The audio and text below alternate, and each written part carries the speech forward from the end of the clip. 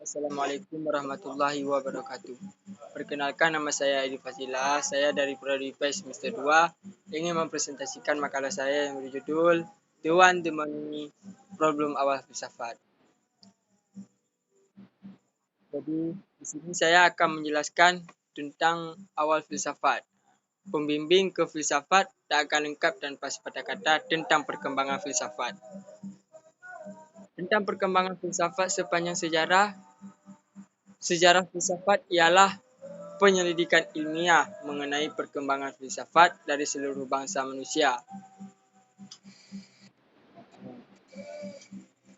Dari seluruh bangsa manusia dalam sejarah, jadi sejarah filsafat itu berjumlah filsafat. Nah, sejarah filsafat hanyalah sejarahnya.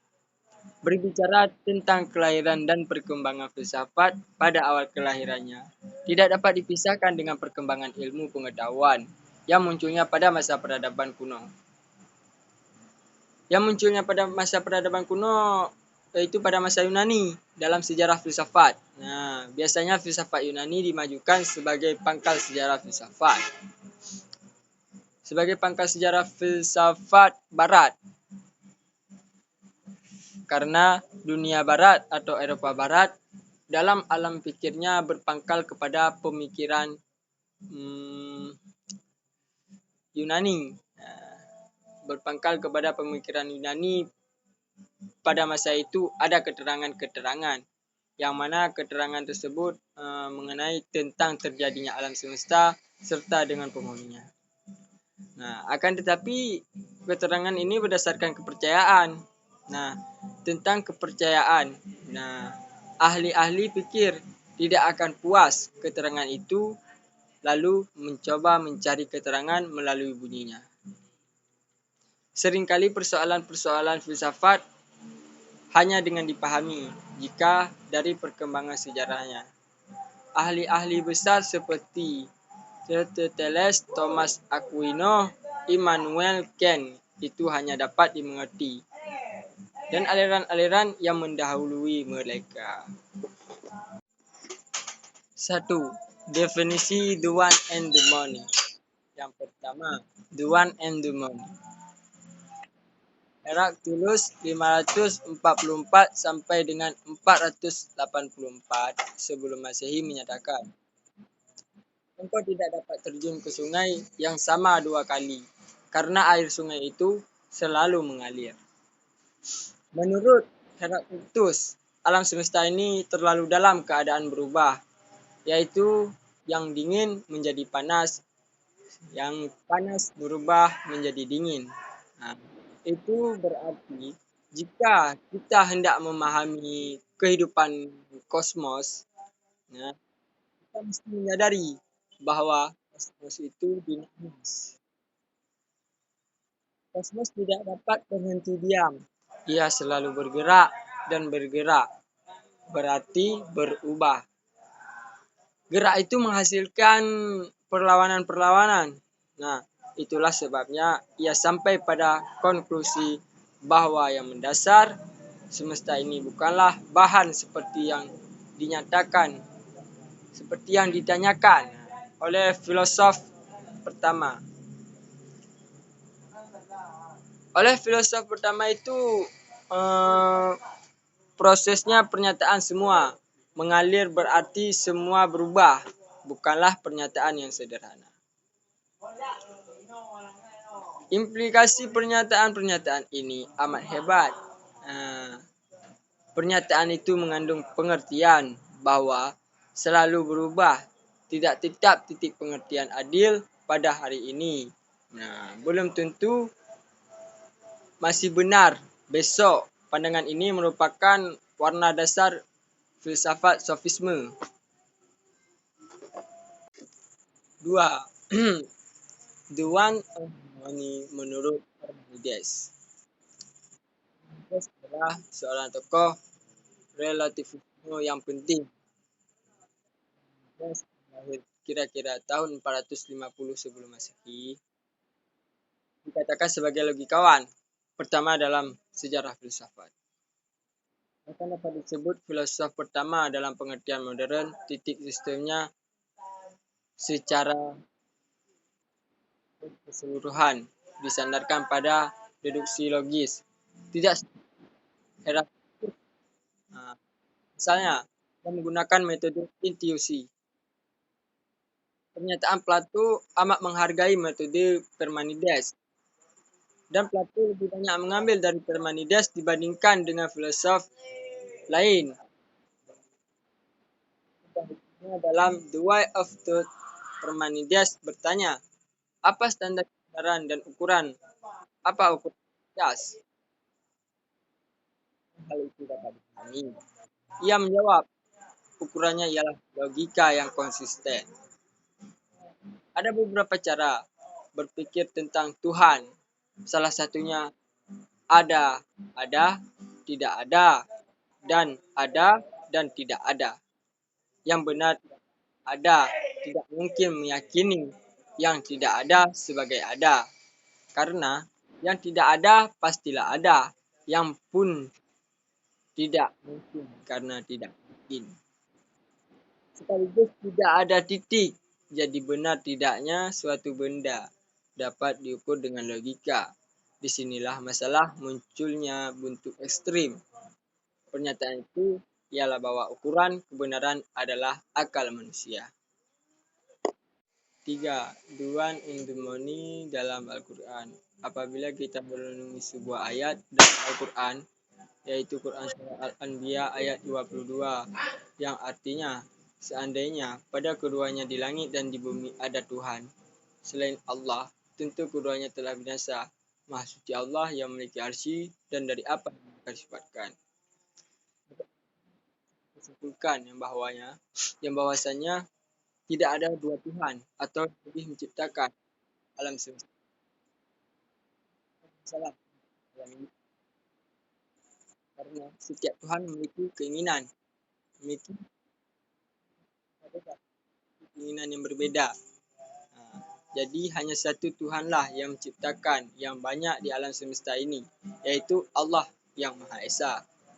Oleh karena itu, kita dapat mengambil satu kesimpulan atau menarik satu kesimpulan bahwa Tuhan Dumani adalah yang satu telah menciptakan yang banyak, yaitu dalam agama Islam. Dalam agama Islam, Allah Subhanahu wa taala Islam telah menerangkan filsafat tentang hewan endemik sejak dulu, sebelum peradaban manusia belum berkembang. Ya, ide dan materi atau idealisme dan materialisme. Pengertian ide atau idealisme. Idealisme adalah salah satu aliran etika yang tidak memerlukan pemikiran lebih,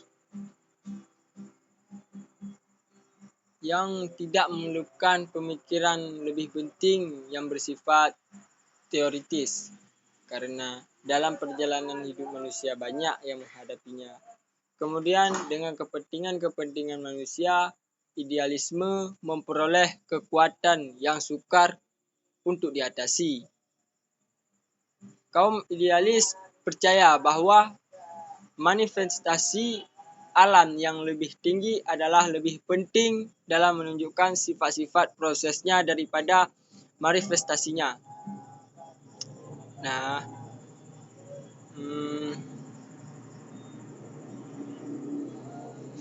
dalam menunjukkan sifat-sifat proses daripada manifestasi yang lebih dahulu dan lebih rendah, titik kaum idealis condong untuk menekankan teori koherensi atau konsistensi dari percobaan kebenaran, yakni suatu putusan akan benar jika ia sesuai dengan putusan-putusan lain yang diterima sebagai yang benar.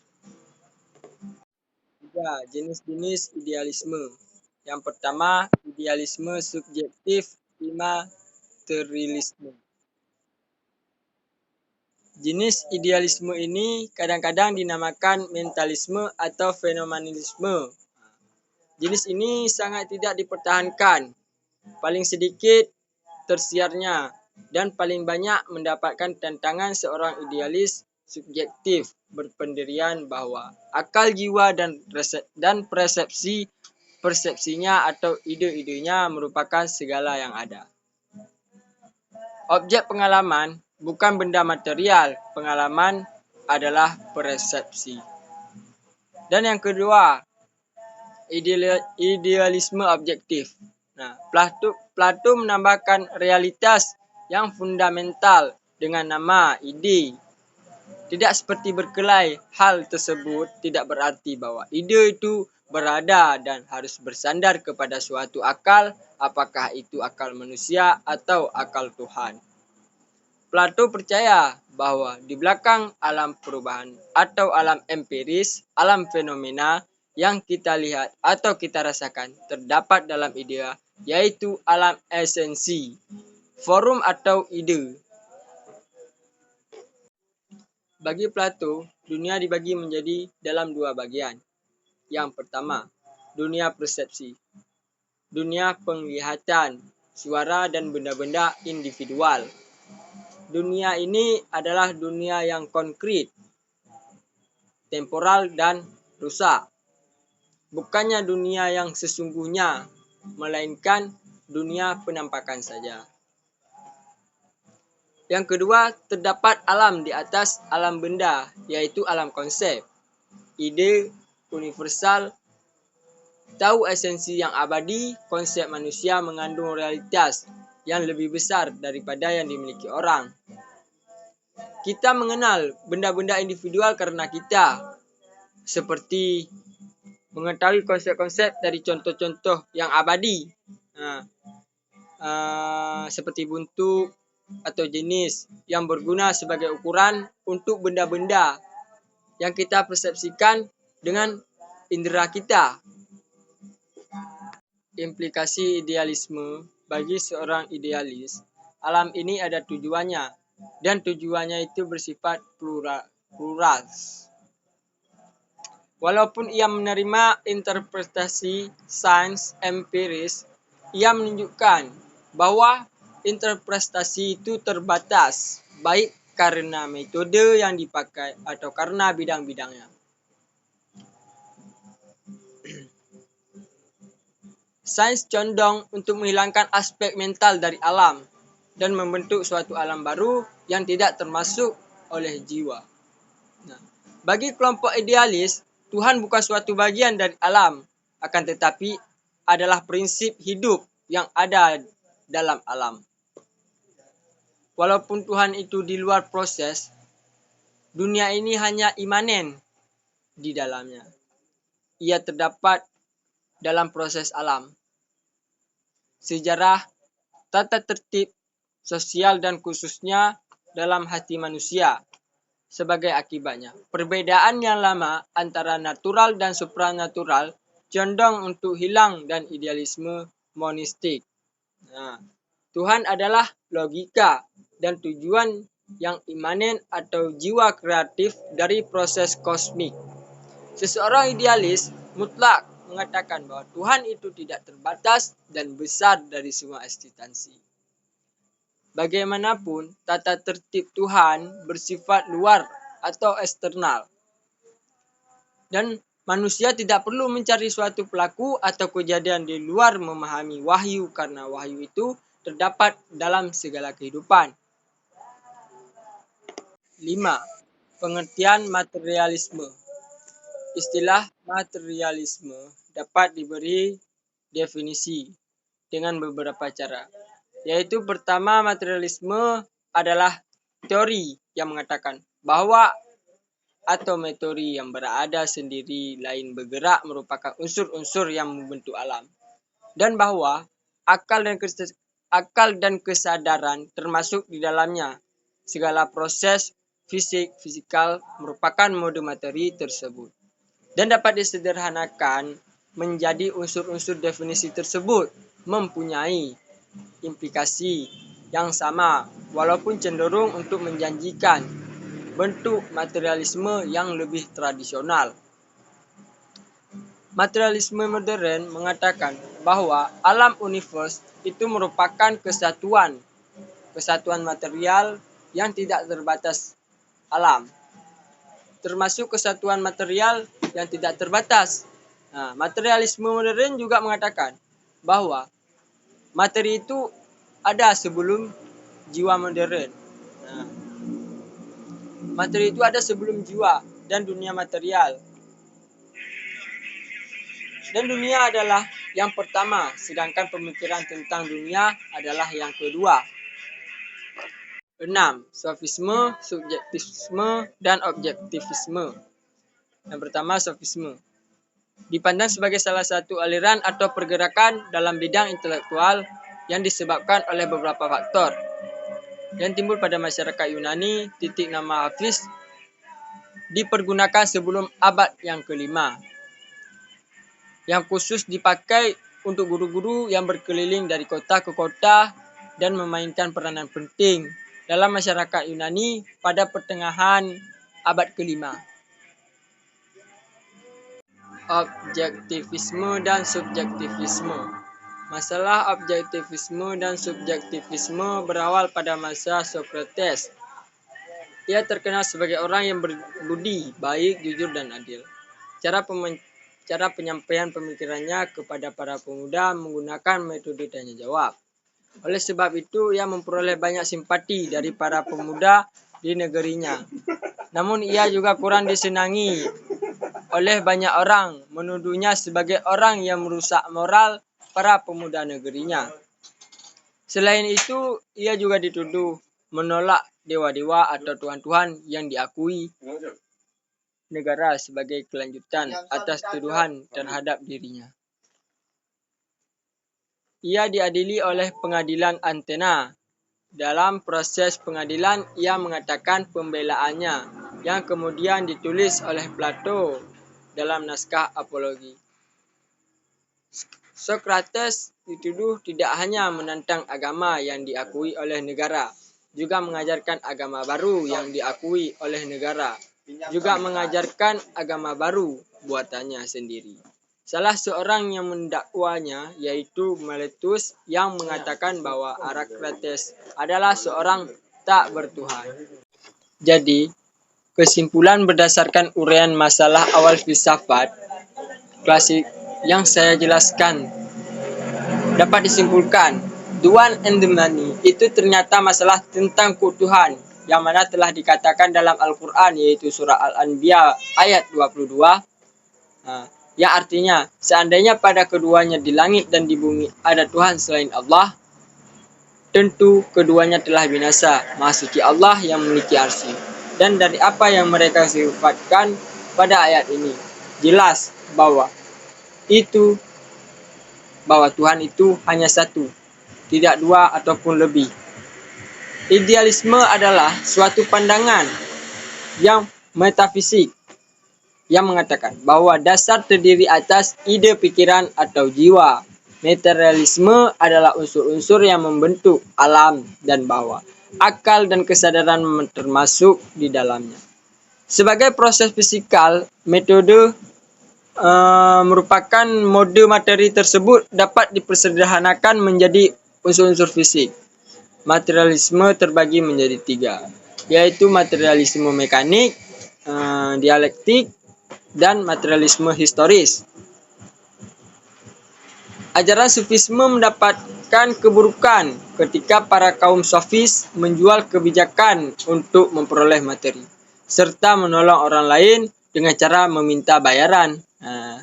Setelah mereka menolong orang lain, mereka meminta bayaran.